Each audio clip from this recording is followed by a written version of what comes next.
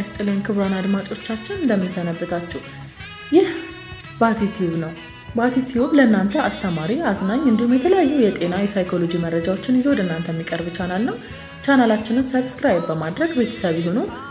ለዛሬ ያመጣንላችሁ መረጃ በምሽት አዲስ አበባ ውስጥ የሚካሄዱ እጅግ አስደንጋጭ ጉዶች እነሱን ወደ እናንተ ማድረስ ይሆናል። እስከ ፕሮግራሜ ፍጻሜ አብራችሁን ቆዩ።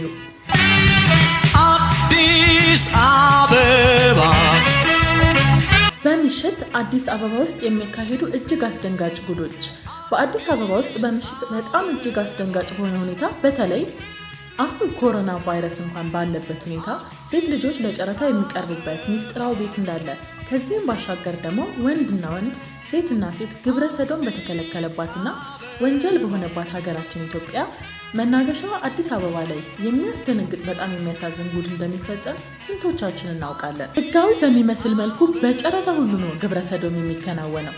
ይህን ሁሉ ጉድ ሰፋ ባለ ዘገባ ይዛ የቀረበችው አዲስ ማለዳዋ ጋዜጣ ምናልባትም ከወቅታዊ ሁኔታ ጋር ብትሰሙት በከተማችን አዲስ አበባ የሚፈጸመውን ጉድ ብታውቁት ለመረዳት ያስችላል ብዬ ስላሰብኩኝ ከጋዜጣዋ ላይ ብታውቁት መልካም ነው ያልኩትን እንደሚከተለው አዘጋጅቼላችኋለሁ። አብራችሁን ቆዩ።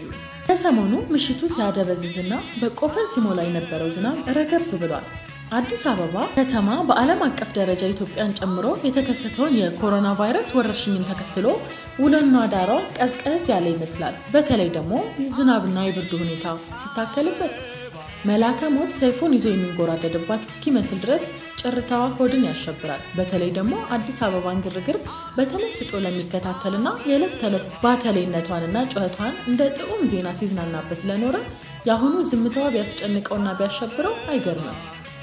ሚስጥራዊ የምሽት ቤት ቦሌ ከወሎ ሰፈር ወደ ጎተራ በሚወስደው ኢትዮ ቻይና ጎዳና ላይ ነው ስፍራው ከጸጥታነቱ ከጨለማነቱ የተነሳ በአካባቢው ምን እየተደረገ ለመሆኑ ማንም ምንም እውቀት እንዲያውም ጨርሶ ግምት ይኖረዋል ተብሎ አይታሰብም።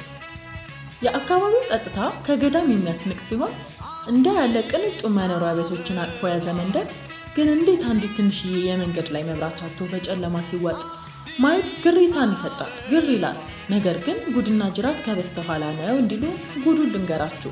የሚስጥራዊ ቤት መከፈቻ ሰዓት ከምሽቱ 4 ሰዓት በመሆኑ ምሽቱን ገፋ አድርጌ ነበር ቦታው ላይ የደረስኩት። ወደ ቤቱ ለመዝለቅ አስቀድሜ በተወዳጀሁትና ውሎና ዳሩን ለማየት በጓጓሁ የከፍተኛ ሁለተኛ ደረጃ ትምህርት ቤት ባልንጀራይና በአሁኑ ሰዓት ከቤተሰብ ጋር ባለው ንግድ ሀብት ማማ ላይ የተቀመጠው ሰው በኩል ስሜ ተላልፎ ተሰጥቶልኛል። ከባልንጀራይ ጋር በአንድ መኪና እንደመጓዛችን ደጅ ላይ ስንደርስ ባልንጀራይን ሞቅ ባለ ሰላምታና ፈገግታ እኔን ደግሞ ከእግር እስከ ራስ በሚያስመሰቃቅል ፍተሻና አፈር ከደሜ በሚደባልቅ ግልምጫ መግባት ቻልኩኝ። የግቢው ዙሪያ ገባውን ቆሞ መመልከትም ሆነ ከግቢው በረንዳ ላይ ሆኖ ወይም ተቀምጦ ቢያሻችሁ ሳር ላይ ተቀምጦ መጠጣት ፍጹም መብት ነው። ግቢው ፈረስ ያስጋልባል ቢባል ማጋነን አይሆንም። ሰፊ ነው። መንደር ውስጥ ያለው ጽልመት እዚህ ግቢ ውስጥ እጣ ፈንታ እንደሌለው ያሳያል። አሁን ወደ ቤቱ ውስጠኛው ክፍል በመግባት ላይ ነን።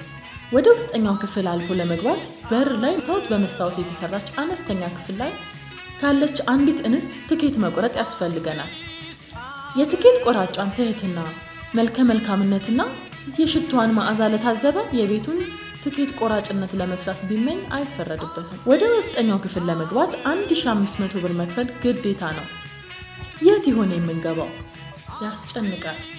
አይሆንም ላለ በረንዳ ላይ ብርድ እያንዘፈዘፈው የመጠጣትና የመቀመጥ መብቱ የተጠበቀ ይሆናል ማለት ነው። በነገራችን ላይ የ1500 ብር ለተከፈለበት አንዲት ከጉሮሮ የማትወርድ የራሻ አረቄ በጠረጴዛው ላይ በነፃ ይቀመጥለታል። ቤቱ ከሮዛማና ከቀይ ደብዛዛ መብራቶች ባለፈ እምብዛም ብርሃን አይታይበትም።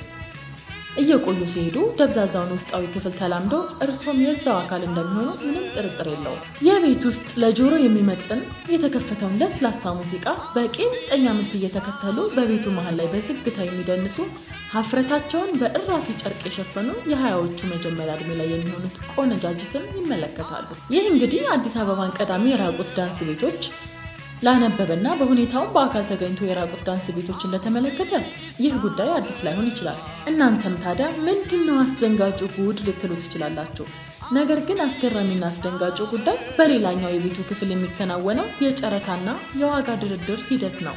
በዚህኛው ክፍል መጠጡም ይቀየራል። የዋጋውም ውድነት አይቶ መለየት አያስቸግርም። በዚህኛው ክፍል ውስጥ ሴት ልጅ እንደ ዕቃ ዋጋ ይተመንባታል፣ ገዢዎች ይደራደሩባታል፣ ሻጮቿም አብልተው እንዳሳደጉት እንስሳ ዋጋ አውጥተው እሷን ተክተው ይደራደራሉ።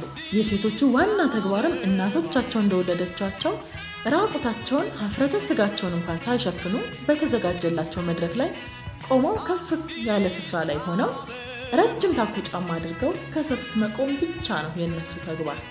በፎርም ተደርድረው ይቆማሉ። ጨረታው ይጀመራል። በዚህ ስፍራ ድንግልና ከባዱን ስፍራ የሚይዘው መደራደሪያ ነጥብ ነው። በአጋጣሚ ሆነው በስፍራው በተገኘሁበት ወቅት ድንግልናዋን በእነዚህ ደላሎች አማካኝነት ለመስጠት ወይም ለመሸጥ በስፍራው የተገኘች ሴት ማግኘት አልተቻለም ነበር። ይሁን እንጂ በስፍራው ከሚገኙ ግለሰቦች ለመረዳት እንደተቻለው በቀደሙት ጊዜያት ድንግልና በዚህ ቤት እስከ 55,000 ብር እንደተሸጠ ለመታዘብ ተችሏል። ስፍራው ባለ አንድ ፎቅና ሰፊ መኖሪያ ቤት ከመሆኑ ጋር ተያይዞ የአልጋ አገልግሎትም ይሰጣል። በጨረታው የተስማማና ሴቷን የወሲብ ባሪያ ለማድረግ ከ2 ቀን እስከ 1 ሳምንት ድረስ አብሮ ለማሳለፍ ከ10,000 ብር እስከ 30,000 ብር ድረስ ጨረታ ሊቀጥል ይችላል። በዚህም መንገድ 2 አቅላቸውን የሳቱ የሚመስሉ ባለሀብቶች እያንዳንዳቸው አንዳንድ ታዳጊ ሴቶችን በ20,000 ብር እና በ23,000 ብር በመግዛት ለቀጣይ 3 ቀናት በዚያው ቤት ውስጥ ለማሳለፍና ምግባቸውም መጠጣቸውም እንዲመቻችላቸው ከቤቱ ስራ አስኪያጅ ጋር ግልጽ ትዕዛዝ ሲሰጡ ተመልክቻለሁ። የመጀመሪያው ሚስጥራዊ የምሽት ቤት ለቀን እየወጣን ነው። አሁንም ሲጋራውን ከሚለኩሰው ባልንጀራዬ ጋር ስለ ምሽት ቤቱ ድብቅነትና ሚስጥራዊነት እያወራን እዚህ እየመጣ ነዋ የምትጠፋው በሚል በቀልድ እያወጋን ከግቢው ወጣ። በዚህ ወቅት ታዲያ አንድ ጉድ ታዘብኩላችሁ። አስቀድሜ ከላይ እንደነገርኳችሁ የአካባቢውን ጨለማነትና ከመኖሪያ መንደሩ ጋር ሲነጻጸር ማስታረቅ አቅቶኝ እንደነበር ተናግሬ ነበር። እንዴት እንኳን ለመንደራቸው ለሀገር ሁሉ መብራት ማስገባት የሚችሉ ባለሀብቶች ኖረው እንዴት መንደሩ በጨለማ ይዋጣል ብዬ በጣም ተገርሜ ነበር። ታዲያ ቅድም የጠየቅኩት ጥያቄ አሁን መልሱ ሁሉ ተገልጦልኛል። መኪናችንን ወደ አቆምንበት ስፍራ ስናመራ በ2 ተከታታይ መኪኖች ውስጥ ከሚስጥራዊ ምሽት ቤት ውስጥ ወጥተው መኪና ውስጥ ግብረ ስጋ ግንኙነት የሚፈጽሙትን ተመለከትኩ። የጽልመቱ መነሻና ዓላማም በግልጽ ለመረዳት ይቻላል። ይህን የተመለከተ ሰው ማወቅ መገመትም ይችላል። ሁለተኛው ሚስጥራዊ የምሽት ቤት የአዲስ ማለዳ ሪፖርተር አሁንም ወደ ድብቅና እጅግ አስገራሚ ሁኔታ የተጠበቁ መኖሪያ ቤቶች በሚመስሉ ነገር ግን በውስጣቸው የሚካሄደውን ጉድ ለመገመት በሚከብድ ወይም ደግሞ ለማወቅ የሚከብድ ስፍራዎች በመገኘት ምርመራውና ትዝብቱን ቀጥሏል። ስለ ሁለተኛው ድብቅና ሚስጥራዊ ቤት በክፍል 2 ፕሮግራማችን ይዘን እንቀርባለን። ቻናላችንን ሰብስክራይብ በማድረግ ቤተሰባችን ይሁኑ።